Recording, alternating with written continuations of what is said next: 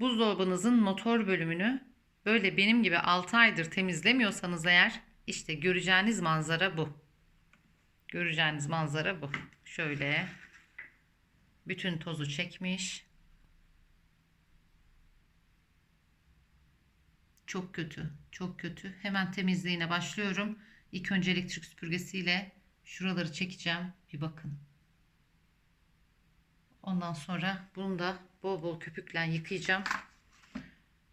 Tertemiz edeceğim. Yani 6 aydır, 7 aydır temizlemiyorsanız muhtemel durum bu.